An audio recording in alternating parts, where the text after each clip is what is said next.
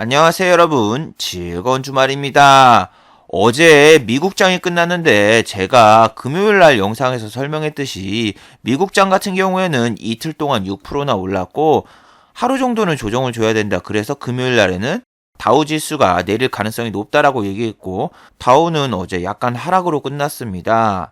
자, 그리고 반대로 우리나라 선물 지수 같은 경우에는 0.63% 올랐어요. 자, 그리고 반대로 우리나라 야간 선물 지수 같은 경우에는 0.63% 오르면서 마감이 되었습니다. 외인이 큰 매수를 하면서 이만큼 상승으로 끝났고, 최근에 야간 선물이 0.53% 하락을 했을 때는 우리나라가 반대로 1% 상승을 했고, 반대로 우리나라 야간 선물 지수가 0.83% 올랐을 때는 0.02% 코스피가 하락으로 마감을 했습니다. 자, 그러면은 2019년도 1월달 첫 주에는 미국의 상승세를 타고 한국도 좋은 모습을 보여드릴까요? 아니면 디커플링이 되면서 내리꽂을까요?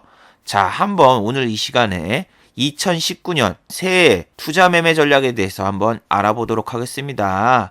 자, 먼저 국내 반도체 시황이라던가 혹은 제약주에 대한 얘기는 이전 영상에 제가 평일에 올린 영상을 미리 한번 봐주시길 바랍니다. 거기서 한 얘기를 또 안 하기 때문에 얘는 또 왜 이야기를 안 하지? 하시는 분들은 앞에 영상을 미리 보시고 이 영상을 봐주시길 바랍니다. 자, 먼저 해외 증시와 국내 시황 그리고 특징주를 한번 살펴보도록 하겠습니다.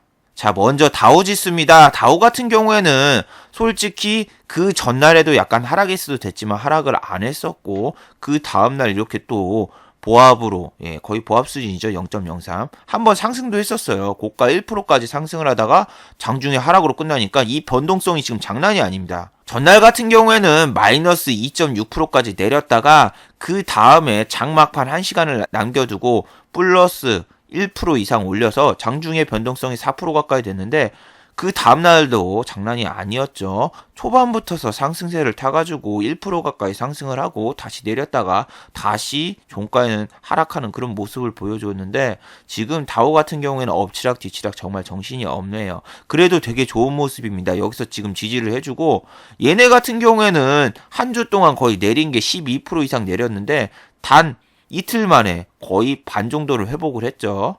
역시 썩어도 준치라고 다우는 강합니다. 그래서 2300 아니 23,000포인트를 지금 지지해주고 위에서 놀고 있는데 얘네 같은 경우에는 이렇게 하루에 1000포인트 오르는 경우가 122년 만에 처음 나왔다고 하는데 우리도 하루에 100포인트 껑충 오르면서 오른 날이 과연 죽기 전에 한번 있을까요? 자, 다음은 나스닥입니다. 나스닥도 많이 올라왔죠. 그리고 어제 같은 경우 나스닥도 똑같습니다.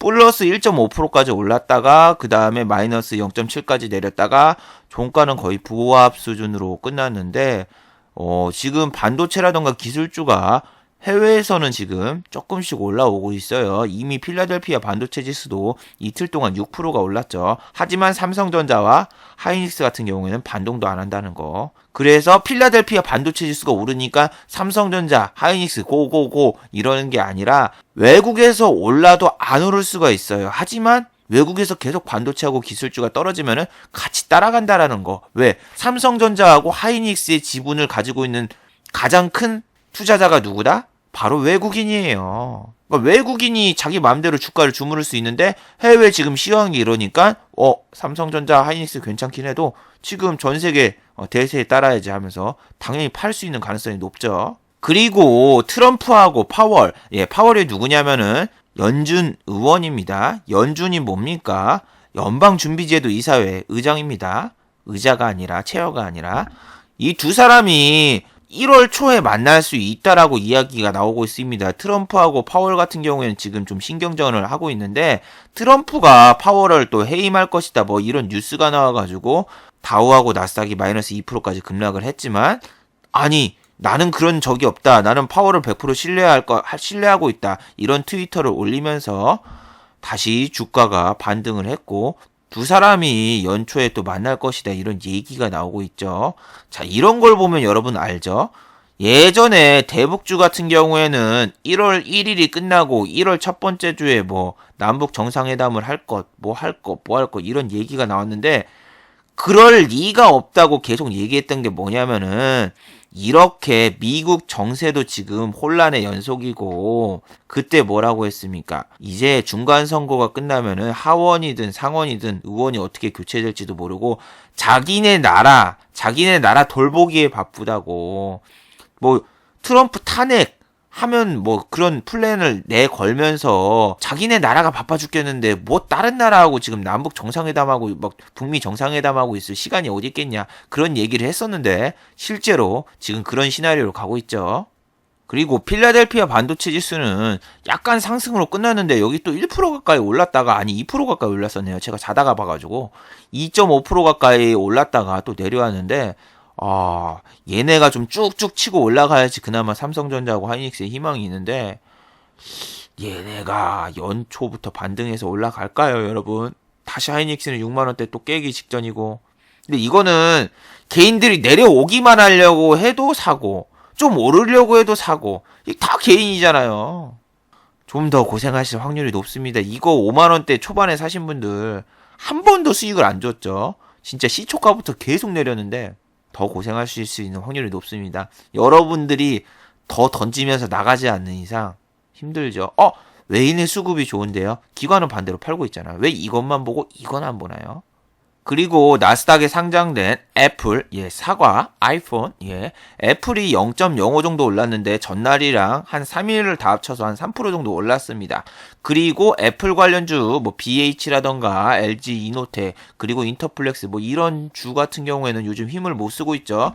BH 예전에 올라오고 있어도 얘 같은 경우에는 아이폰 판매량 부진과 내년 판매량도 부진할 것 그리고 아이폰이 뭐라고 했어요. 얘네가 지금 고가 정책으로 실적을 유지하고 있는 거지 판매량 수는 점점 줄어가고 있고 뭔가 획기적인 게 나오지 않으면 판매량도 늘지 않을 거며 또 아이폰 부품사의 옛날에 결함이라던가 뭐 그런 이슈 때문에 얘네는 흔들 가능성이 많기 때문에 뭐 워렌 버핏 아저씨가 뭐 추가 매입을 했다 애플 주식 추가 매입했다 뭐 그런 게 안 나오는 이상 힘들다고 저번에도 여기 이렇게 올라왔을 때 이거 올라와도 힘들 거예요 했는데 진짜 내려갔다가 다시 올라가다가 또 내려가고 뭐 이런 식으로 가고 있죠. 제가 옛날에 매매를 여기서 했었는데 안 던졌으면 진짜 큰일 났죠. 근데 이런 지금 애플 관련주가 다 신저가를 가고 있어요.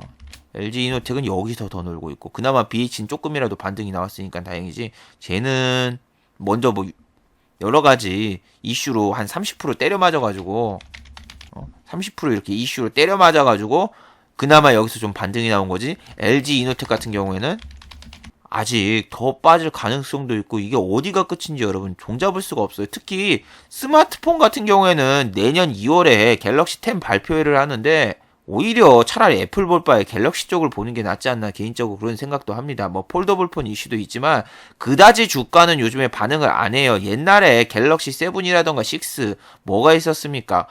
아주 획기적인 기능이 탑재가 됐죠. 무슨 기능입니까? 일단은 지문인식입니다. 갤럭시 4에서 5로 넘어가고 막 그러면서 지문인식. 그 다음에 뭐 있습니까? 홍채인식. 뭐 애플로 치면은 뭡니까? 페이스 아이디. 이런 기능이 들어가니까 갑자기 홍채하고 지문 관련주 막 급등하면서 올라가고 뭐 그랬는데 지금 같은 경우엔 뭐예요? 갤럭시 8과 9이 다른 게 뭔 줄 알아요? 크기 똑같아요. 기능 거의 비슷해요. 달라진 거 듀얼 카메라. 카메라 화질만 좀 업그레이드 되고 달라진 게 없어요. 그리고 옛날 같은 경우에는 핸드폰 교체 주기가 2년이라서 신작 발표를 하면 1년 6개월 정도 뒤에 신작을 발표했어요. 근데 지금은 어떻게 됐어요? 갤럭시 8이 발표되고 3, 4개월 뒤에 갤럭시 8 노트가 발표되죠. 그리고 노트 발표된 다음에 또 3, 4개월 한 6개월 정도 뒤에 바로 9 발표되고 그냥 이 텀 주기가 없어요. 그래서 신작 출시 기간이 점점 짧아지고 있으니까 새로운 것도 안 나오고 있어요. 그래서 핸드폰 같은 경우에는 갤럭시도 그렇죠. 2가 정말 명기. 그리고 이 짝수, 6라던가 이 짝수에는 되게 명기라고 불리지. 갤럭시 3, 5, 개떡 같아. 막 이런 얘기가 나오는 게 이 투자 기간, 개발 기간, 뭐 이런 게 한 2, 3년 지난 모델이 나왔을 때 획기적인 게 나오는데 갤럭시 그럼 10이 이번에 좀 잘 나올 것인가? 아직 밝혀진 게 없어서 잘 모르겠는데 뭔가 좀 획기적인 게 있어야 돼. 근데 그 획기적이라는 게 뭐 아이폰처럼 갑자기 멀쩡한 여기 이어폰 꼽는 대로 없애버리거나 뭐 그런 게 아니라 여기 뭐 페이스 아이디가 아니라 이번에는 지문 인식도 아니라 무슨 인식? 이번에는 뭐 생체 공학 그런 거 해가지고 DNA 인식해가지고 여기다가 뭐 머리카락 한올 딱 놔두면은 머리카락 갖다가 아이디 풀리고 뭐 이건 그냥 공상과학 소설입니다. 이런 획기적인 기능이라도 넣지 않으면은 힘들 수도 있어요. 근데 그럼 저런 기능을 넣으면 대머리 들어 어떡하지? 저건 나올 수가 없구나. 아무튼 뭔가 획기적인 게 나오지 않으면은 주가는 여러분 반응을 안 해요. 근데 예전에 뭐 갤럭시 관련주라던가 휴대폰 관련주 물려 있으신 분들 막 생각할 거 아니에요. 휴대폰은 앞으로도 발전을 할 것이고 미래지향성이 있고 스마트폰 판매량은 계속 늘어날 것이다. 아니에요. 지금 스마트폰 판매량 더 줄고 있죠. 왜냐? 교체할 필요성을 못 느끼니까. 기능도 똑같고.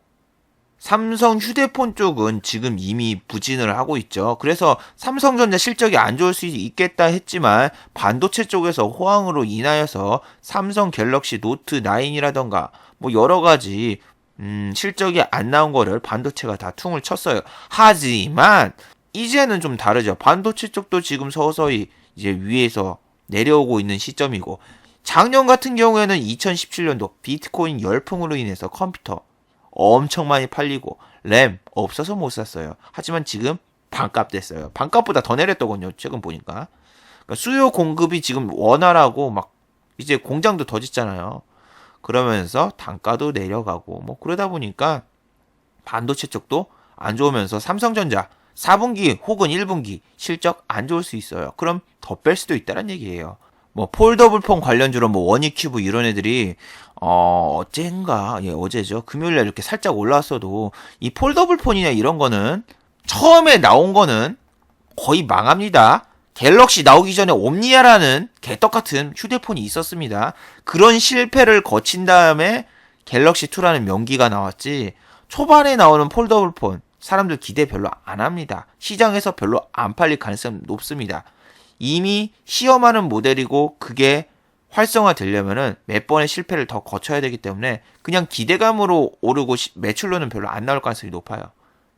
어제 여기 삼성바이오로직스 이야기를 했었죠. 여기서 삼성바이오로직스를 이야기를 했고 셀트리온과 디커플링이 된다고 이야기를 했습니다.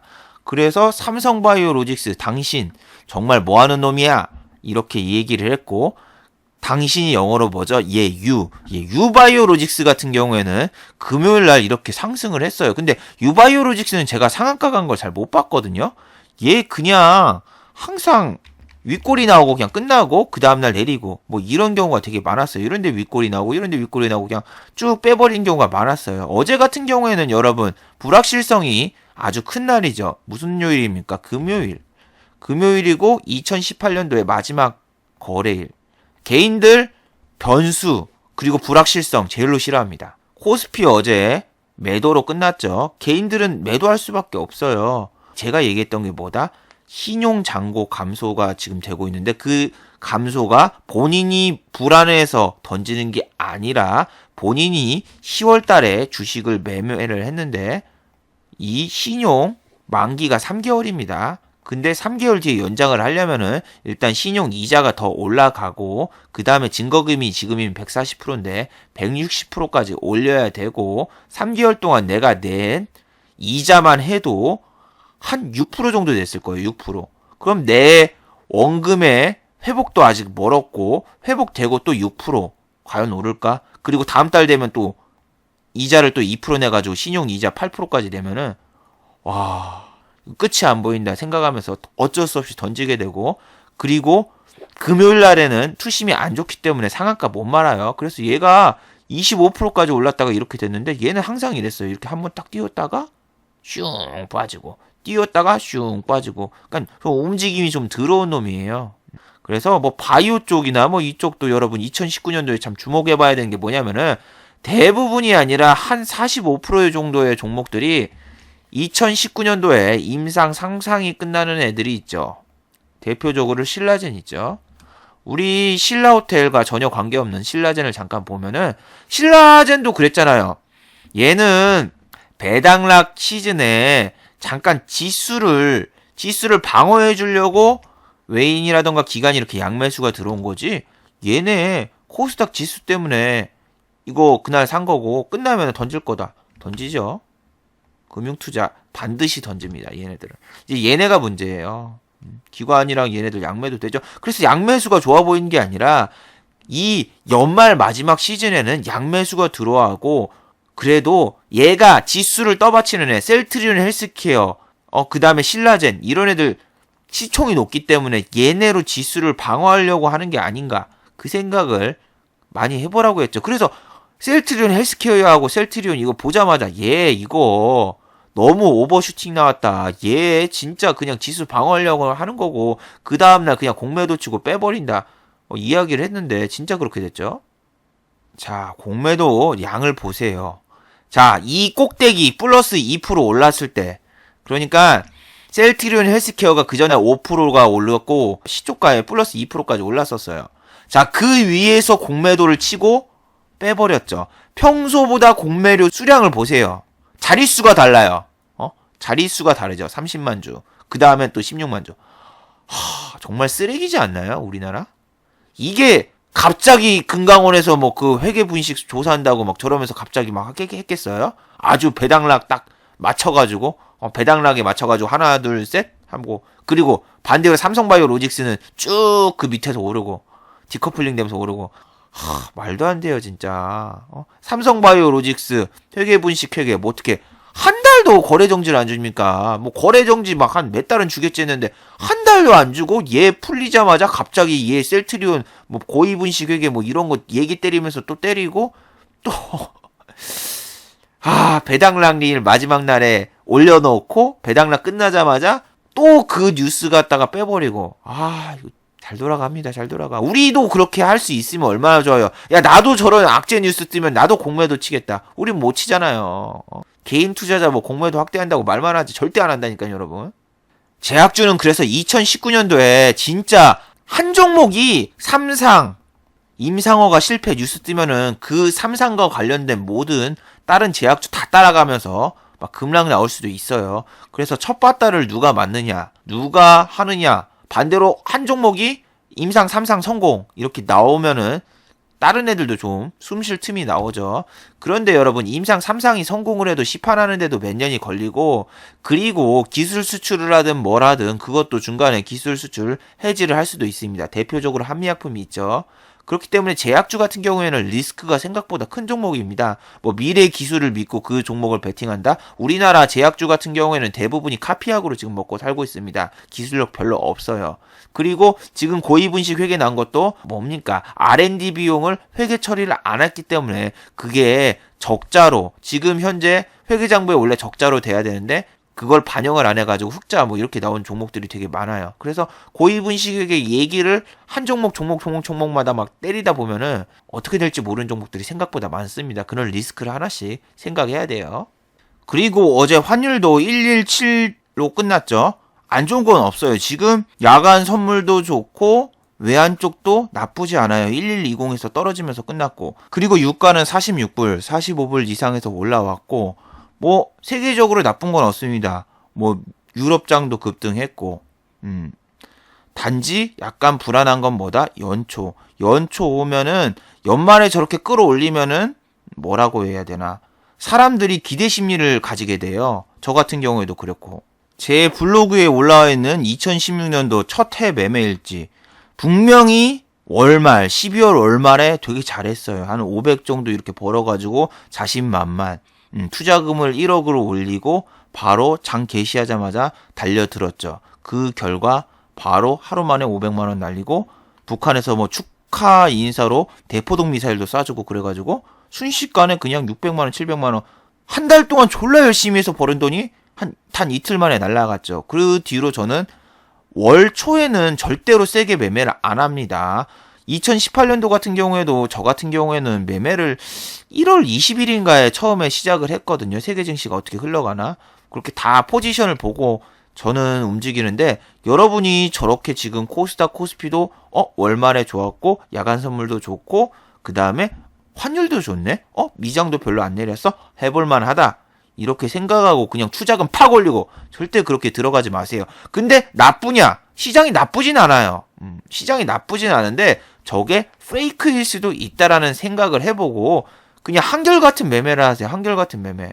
본인이 흥분하면 안 돼요. 시장을 보고 본인이 흥분하고 막 남북 경협주가 옛날에 트럼프하고 김정은이 이제 싱가포르에서 회담을 한다.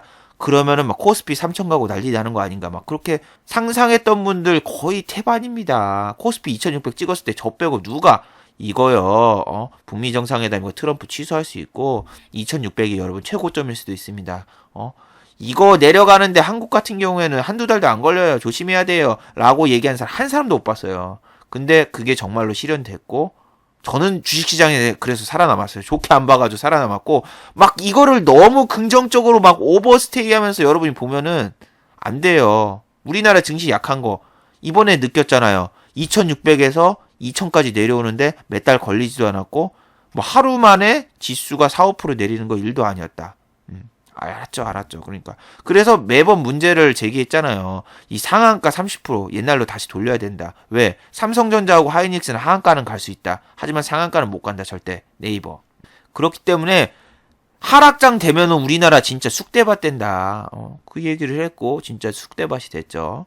자, 다음은 이제 2019년도 1월달 증시 스케줄을 한번 살펴보도록 하겠습니다. 자, 1월 1일 김정은의 북한 축사에 주목을 한번 해보세요. 분명히 우리 문 대통령도 같이 하겠죠.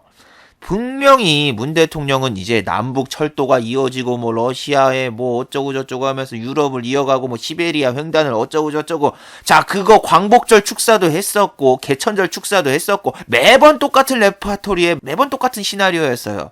자 그 이야기 나오고 철도주나 뭐 그 경협주 아침에 잠깐 뜨고 다 내렸어요. 그때 이후로 오른 주식이 없어요. 이번에 또 북한의 김정은이 뭐 1월 30일 날 방문한다 뭐 유력 그런 뉴스 계속 나왔죠. 내일 올 것 같아요? 안 온다에 저는 100원 걸게요. 자 그런 것처럼 뭐 이번에는 김정은 축사에 주목을 해보자. 비핵화를 할 것인가 말 것인가. 저 축사 하나에 뭐가 달라지겠습니까? 우리끼리 북치고 장구치고 뭐 다른 나라에서 제재를 풀어주고 뭐하고 해야지 움직이지. 제가 6월 달부터 계속 얘기했던 거는 우리나라 연말까지 절대 사푸면서 공사 시작 하나도 못한다고. 착공식은 해도 이 커팅식은 한번 해도 절대 못한다고. 유엔이랑 그 다음에 미국에서 제재를 풀어줘야지 시작하는데 우리끼리 북치고 장구 쳐봤자 아무것도 안 된다. 그런데 이렇게 북한에서 또 이제 비핵화를 어쩌고 저쩌고 한다고 해서 여러분이 그 말 듣고 아침에 남북경협주 막 시초가로 들어가고 그러지 마세요. 아니 지금 뭐 양아치 소년도 아니고 똑같은 거 3번 당하면 안 되죠. 홍진호 씨처럼. 자, 그리고 1월 2일 같은 경우에는 우리 거래가 1시간 늦게 개장을 합니다. 10시, 10시에 열심히 한번 매매를 해봅시다. 자, 그리고 1월 10일, 목요일이죠. 선물 옵션 만기일이에요. 2019년도 새해 첫 동시 만기일입니다. 어느 쪽으로 포지션을 갈까요? 저는 예전에 매매할 때 1월 10일까지 기다렸었어요. 왜 기다렸냐면은 이때 너무 변동성이 심했던 적이 되게 많았거든요. 월 초에는. 그리고 1월 21일 21 마틴 루킹 마운틴 킹을 하는데 이 사람 누군지 솔직히 몰라요. 마틴 루터 킹이 생일일 탄생일이라고 해서 휴장을 한대요. 자, 이 뜻은 뭐냐? 이날이 월요일인가 되는 걸로 제가 알고 있는데 맞나? 자, 그러면은 이날 휴일이니까 종가 베팅이 가능하다는 거죠. 그 전날에. 근데 그 전날이 금요일이라서 좀 찝찝하네. 그래서 미국 휴장도 신경을 쓰는 거예요. 일본 휴장은 솔직히 신경 안 씁니다. 1월 같은 경우에는 일본 같은 경우에는 1월 3일까지 쉬거든요. 근데 그건 별로 신경 안 써요. 자, 그리고 FOMC 회의가 1월 29일과 13에 있네요. 자, 이번에 파월에 한번 말을 한번 또 들어보죠. 2019년도 금리 인상 2회로 갈 건가? 아니, 다시 3회로 갈 건가? 자, 미국의 경제 지표가 월 초에 나와요. 1월 초에 나오거든요. 날짜는 정해지지 않았어요. 고용지표라던가 뭐 이제 뭐 여러 가지가 나오는데 거기서 고용지표가 좋게 나왔다. 그럼 여기서 우리 금리 인상 할 거예요. 몇 번? 3번 하면서 뭐 이제 또 쇼단스 할 수 있죠. 그러면은 증시에 악영향을 미치죠. 지금 증시가 왜 그나마 반등이 나왔냐 그 얘기를 하시면은 지금 미국 소비 지수가 내려가고 지금 경제 지표가 하락으로 가고 있으니까 금리 인상을 내년에 2번 그러니까 내년 2019년에 2번 한다 이 이야기가 나왔는데 또 12월 말에 갑자기 소비 지수가 올라가고 또 고용지표가 올라가면은 다시 금리 인상 3회로 늘릴게요. 이렇게 번복할 수도 있어요. 자, 그리고 이번에 게임주들을 한번 살펴봅시다. 웹젠 요즘 그나마 잘 올라오고 있죠. 웹젠 같은 경우에 전 정말 안 좋게 봤죠. 근데 실적은 좋았어요. 그리고 중국에서 게임 규제를 풀어준 다음에 이렇게 올라왔죠. 얘는 실적 발표했을 때 그냥 내려 꽂았습니다. 이렇게 내려 꽂아가지고 장이 안 좋을 때 실적 발표하면 이렇게 망한다. 이렇게 얘기를 해줬었죠. 이때가 아닌가? 이때일 겁니다. 실적 발표하고 그 다음날 이렇게 내려 꽂았다.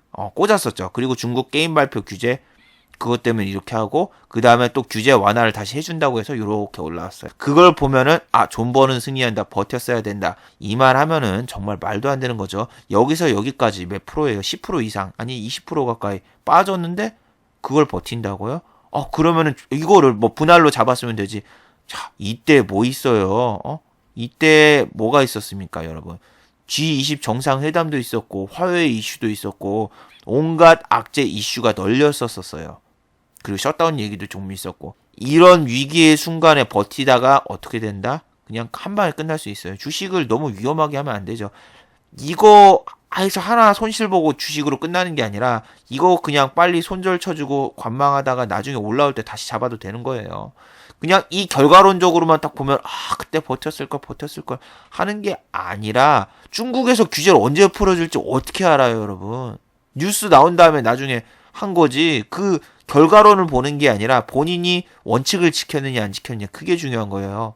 한 번 잘못해가지고 삐끗하면은 거기서 끝난다니까요. 그래서 다른 사람들이 말하는 게 말이 안 되는 게 10번 싸워서 한 번 져도 퇴출당하는 게 주식시장이다. 말이 돼요? 계속 원칙을 지키고 잘 싸웠는데 내가 뭐 2% 손절을 했으면은 어떻게 이쪽에서 2% 손절을 했는데 투자금을 물론 한 100배, 10배로 키우지 않은 이상 왜 2% 손절했는데 한 번 패배 다 집니까?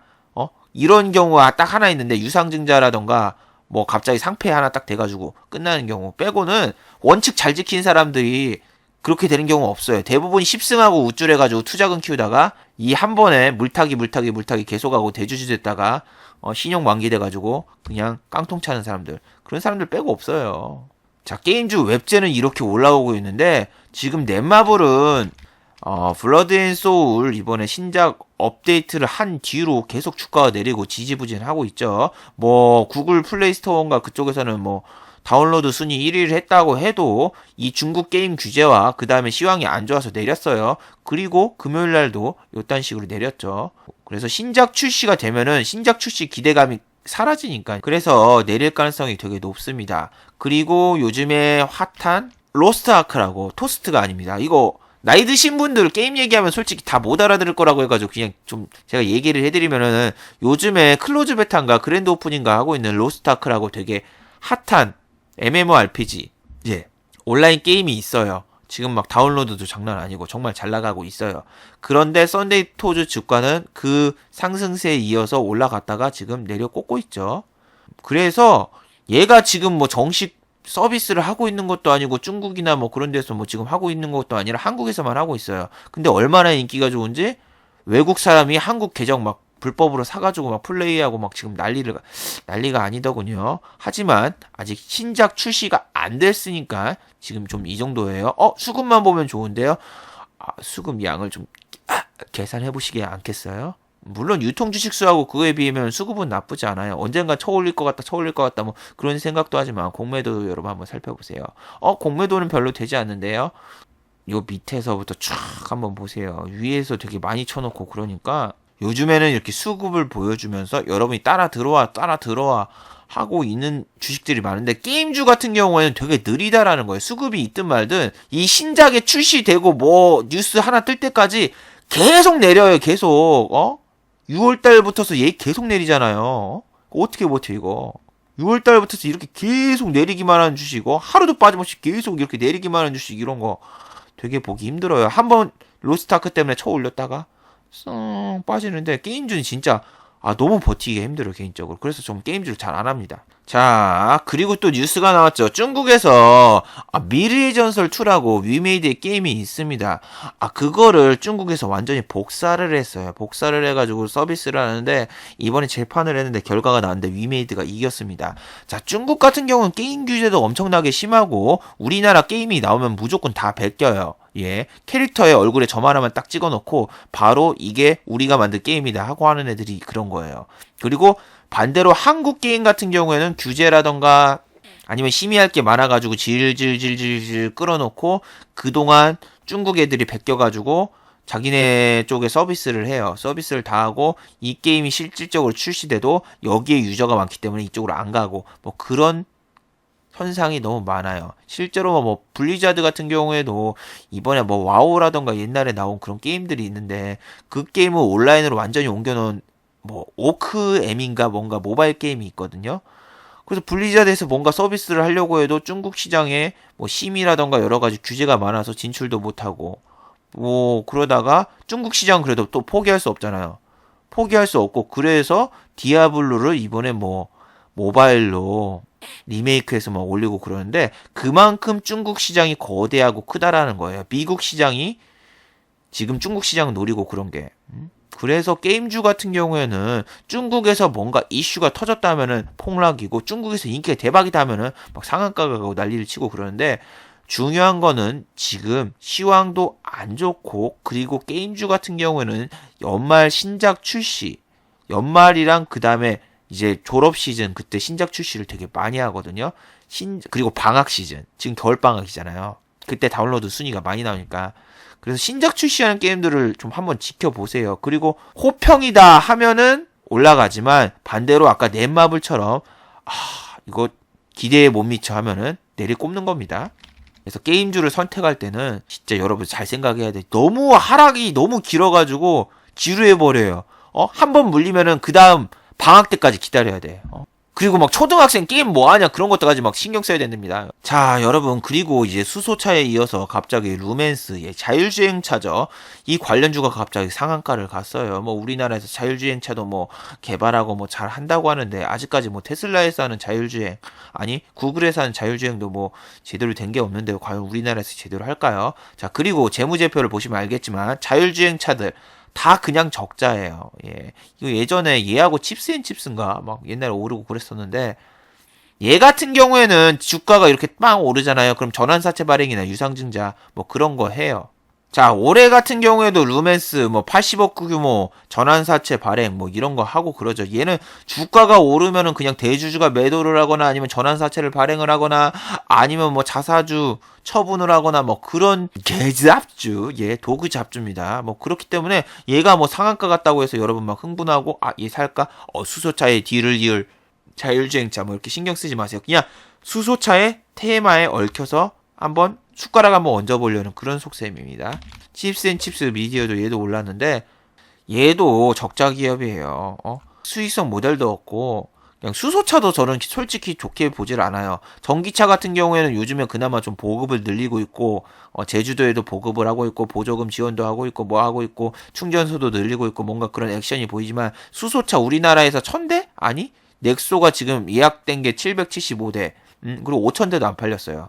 5,000대도 안 팔렸는데 수소차 여러분 충전소 서울에 있는 줄 알아요? 없어요. 자, 수소차 같은 경우에는 서울에도 충전소가 없고 전국에 14곳밖에 충전소가 없습니다. 현대자동차, 양재에 있는 현대자동차에서 수소차 충전하는 데가 있지만 거긴 일반인들이 이용할 수 없어요. 그래서 정부에다가 규제를 좀 풀어달라고 이야기를 하고 있고 수소차 자체는 그냥 뭐라고 해야 되나 이 테마죠. 현대차에서 뭐 이제 수소차에다가 뭐 집중 투자를 하겠다. 뭐 몇 조 원 정부에서도 뭐 지원을 하겠다. 그 뉴스에 지금 오르고 있는 거고 실질적으로 장이 안 좋으니까 정치 테마주하고 그다음에 뭐 요런 것처럼 그냥 테마에 얽혀가지고 요즘 수소차가 좀 가고 있는 겁니다. 실질적으로 나올까요? 실적이 내년에 안 나옵니다. 그리고 지금 여러분 전기차도 기름값이 내린다고 사람들이 잘 쳐다도 안 보는데 수소차 갈까요? LPG도 지금 개인한테 허용한다는데 여러분이 그런 미래 기대감 때문에 오른 주식들은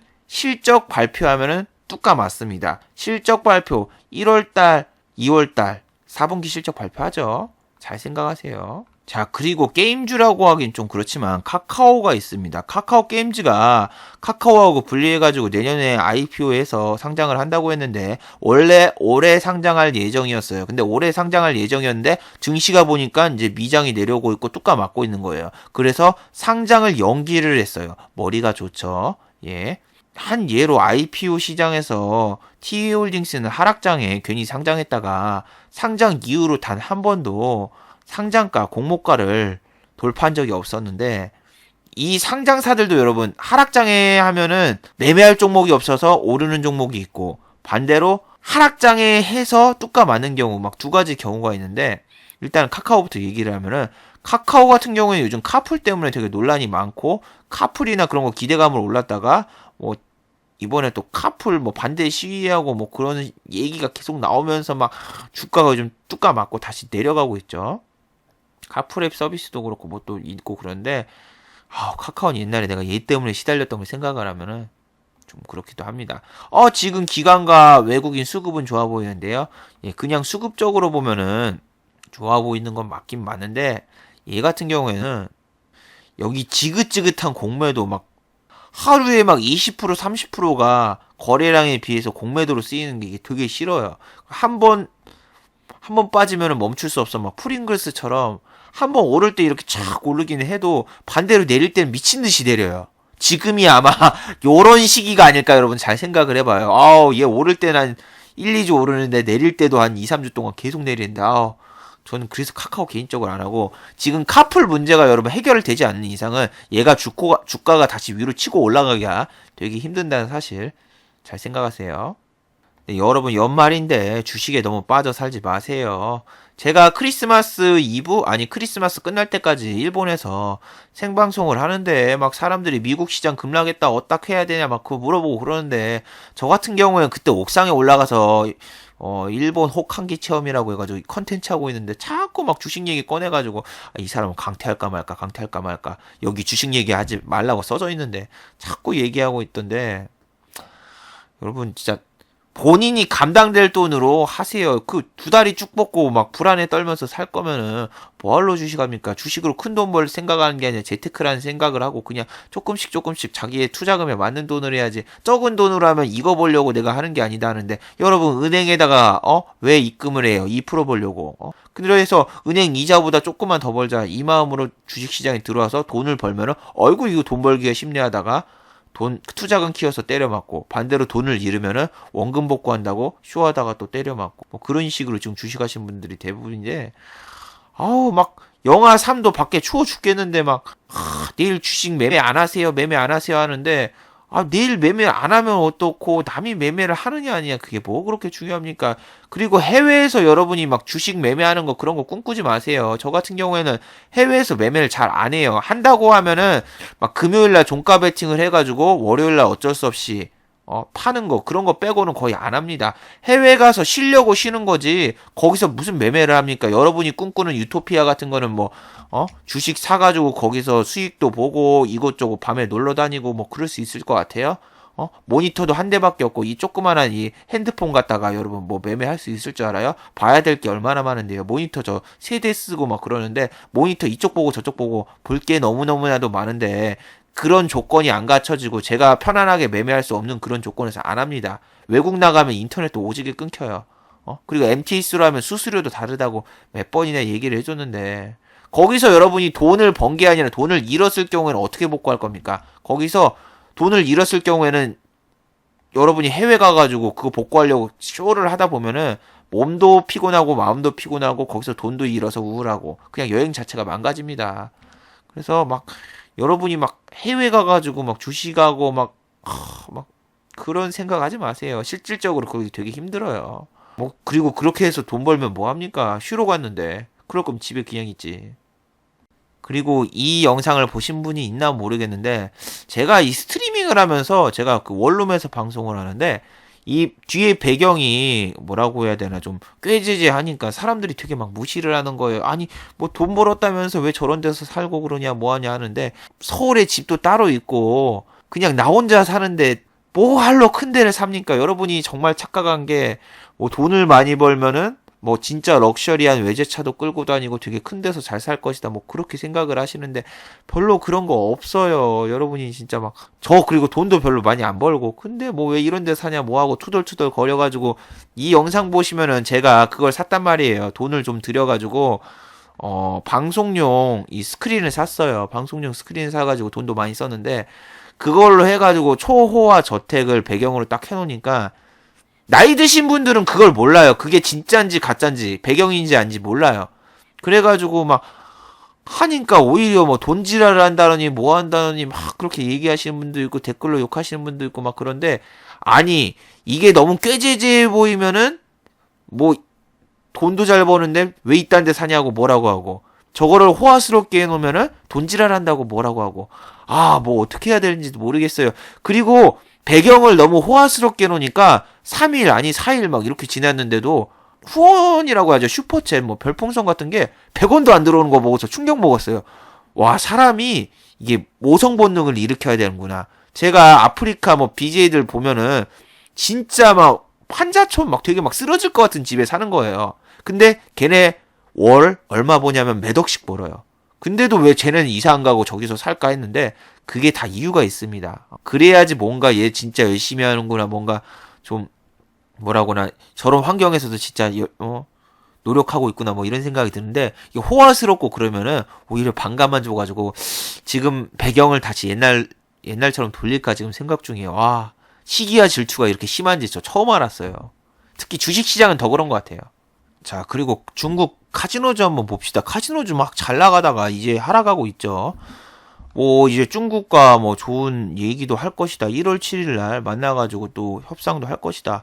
뭐 그 얘기를 하고 있는데도 그냥 뚜까 맞고 있죠. 물론 얘네는 우리가 하락해서 정말 괴로운 시간에 이렇게 올라왔으니까 이렇게 내려오는 것도 당연합니다. 그리고 얘하고 파라다이스도 있는데 둘 다 똑같아. 얘하고 강원랜드 다 똑같은 모습으로 이렇게 쫙 내려오고 있는데 이게 원래 크리스마스 시즌과 그리고 연초에는 외국인 방문객이 많아가지고 매출이 급증할 것이다 뭐 그런 얘기가 나와야 되는데 크리스마스 같은 경우에도 보시면은 징검다리 휴일이기 때문에 이번에 연휴가 아니었고 그리고 뭐 항공사들 중국인 방문객 탑승률이라던가 뭐라던가 안 좋아요. 위안화가 절하되고 그러면은 우리나라에 놀러 오는 외국인도 줄어들어요. 옛날 같은 경우 2015년도, 2016년도 같은 경우에는 뭐 삼계탕 데이 해가지고 뭐 회사에서 크루즈 여객선을 타고 한국에 놀러 오기도 했고 뭐 한국의 삼계탕을 먹기 위해서 중국인들이 한강에서 삼계탕 파티를 했다 해서 뭐 하림과 마니커가 막 상한가 가고 급등하고 뭐 그런 적도 있었는데 지금은 그러기가 힘들어요.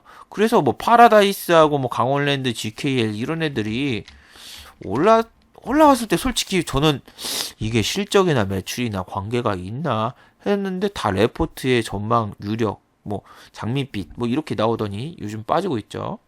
저는 진짜 요 레포트들이 계속 중국이랑 면세점 뭐 이런 쪽에 너무 많이 나오니까 솔직히 얘네들 지금 팔려고 쇼를 하는구나 그 생각밖에 안 해요.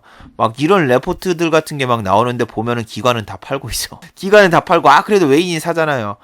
얘네가 사가지고 공매도 대차 대여해주고 뭐 그러지 않을까요? 그래가지고 이런 게 너무 많이 나왔고 뭐 땡큐 타이공 하면서 막 호텔 신라도 막 나오고 있길래 개인들 끌어들이고 한번 내리려나 보구나. 전 개인적으로 그런 생각을 되게 많이 해요. 원래는 중국과 미국이죠. 미국의 무역 협상이 잘 돼가면서 원래 올라가야 될 주식이기도 하지만 자꾸 추천하고 레포트 나오면서 오히려 기관 애들이 팔고 있으니까 얘네가 어떻게 될지 모르겠어요. 일단은 90일 무역전쟁 휴전이니까 90일까지 좋은 결과가 나와야지 얘네가 좀 더 오를 수 있고 그런데 그 전에는 변수가 너무너무나 많은 주식입니다. 면세점, 카지노, 그 다음에 화장품 뭐 이런데. 근데 자기가 뭐 그 변수가 많아도 대응할 수 있는 사람들은 그런 주식을 해도 되겠죠. 근데 회사원인데 갑자기 내가 업무 보고 회의실 갔다 왔는데 트럼프가 중국 니네 가만 안 둬. 빵 한 소리에 내 주식이 막 하한가가 있고 그 다음에 막 위안화 절하가 팍 되면서 갑자기 막 난리가 났다. 시장에 난리가 났다. 그때도 대응이 될 것인가 그 생각을 해야 돼요. 하락장에서 여러분 손실을 복구할 수 있는 확률이 되게 적고 오르는 주식도 100종목도 안 돼요. 근데 내가 이쪽에서 변동성이 높은 주식을 사가지고 수익을 봤으면 상관이 없지만 수익을 못 봤을 때는 다시 원금을 복구하기에는 너무너무나 많은 시간과 힘이 듭니다.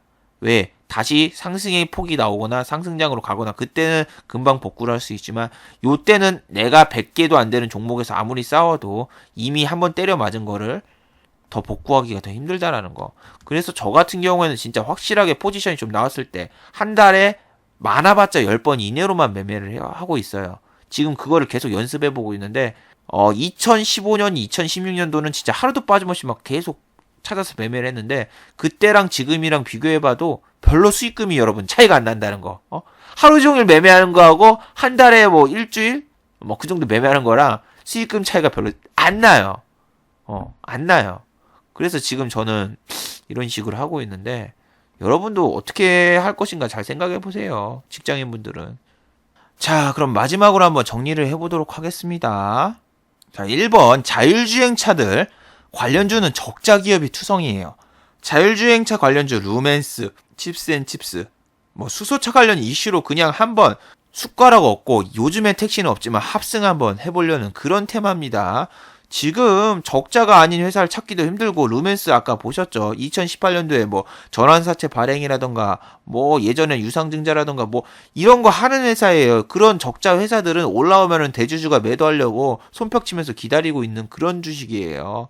그래서 1월달, 2월달에 실적 발표를 해도 실적이 안 좋을 게 너무 눈이 뻔히 보인 주식들은 여러분 안 사는 게 좋아요. 제가 뭐 설령 2배, 3배, 4배 그때를 가도 신경 쓰지 마세요. 내가 반대로 들어갔는데 전환사채 발행을 하거나 아니면 유상증자 때려버리면은 순식간에 연초에 마이너스 30%부터 맞고 시작을 하는데 제가 그래서 손 안 대는 게 뭐 조선이나 플랜트 막 그런 거 하고 그다음에 남북경협주 막 이런 거 들어가도 어차피 하루 당일 데이 트레이딩을 하지 막 그렇게 길게 안 끌고 다닌다는 게 그런 겁니다. 그리고 2019년도 신년 축사에 너무 신경을 쓰지 마세요. 우리나라 새해 축사와 북한의 김정은 신년 축사는 분명히 뻔해요. 남북 철도가 이어져서 뭐 시베리안 허스키 뭐 러시아를 관통해가지고 유럽을 갔다가 어쩌고저쩌고 하면서 뭐 경협에 관련 축사를 분명히 또 할 거예요. 이거는 광복절에도 했고 개천절에도 했고 너무 많아요. 예. 그 소식에 잠깐 남북경협주가 아침에 반등이 나온다 해도 따라 들어가지 마세요. 그런 상승이 이어진 적도 없고 지금 트럼프 바빠요. 지금 여러분 북미 고위급 회담도 안 했는데 북미 정상회담 아직 택도 없죠. 자, 그리고 1월 3일인가 1월 4일인가 1월 5일부터서 이제 지난 선거 중간 선거에서 이제 하원 의원들이 당선됐잖아요. 얘네들이 이제 교체 투입됩니다. 예. 교체 투입되기 때문에 이제 셧다운 같은 것도 이제 좀 잠깐 좀 중지되고 그럴 수 있어요. 왜냐 이제 의원들이 교체되면서 이제 뭐 정부 예산 통과도 할 수 있고 뭐 어떻게 그렇게 될 수도 있으니까 그런 식으로 지금 본인 나라 이제 지금 이슈에도 바빠 죽겠는데 남북 신경 쓸 수 있을까요? 뭐 신경 쓸 수 있으면 뭐 좋은 거고. 그러니까 막 지금 여러분이 흥분해가지고 남북경협 지금 따라 들어가는 거는 안 좋다. 그 이야기입니다. 자, 유튜브 광고도 제발 끝까지 봐주시고, 자, 주말에는 스트리밍 방송이 있을 예정이니 많은 참여 부탁드립니다. 그리고 다음 주 월요일쯤에 아마 제가 2018년도에 매매했던 종목들을 한번 살펴보면서 자, 우리나라에서 왜 장기 투자가 힘든가 그리고 내가 만약 이런 주식을 사가지고 장기 투자를 했으면 어떻게 됐을까 뭐 그런 거에 대해서 한번 소개해드린 영상을 한번 올려보도록 하겠습니다. 왜냐 월요일 날은 매매가 없는 날이니까 자 좋아요와 구독하기도 많이 눌러주시고 자 다들 즐거운 주말 되시길 바랍니다. 수고하셨습니다.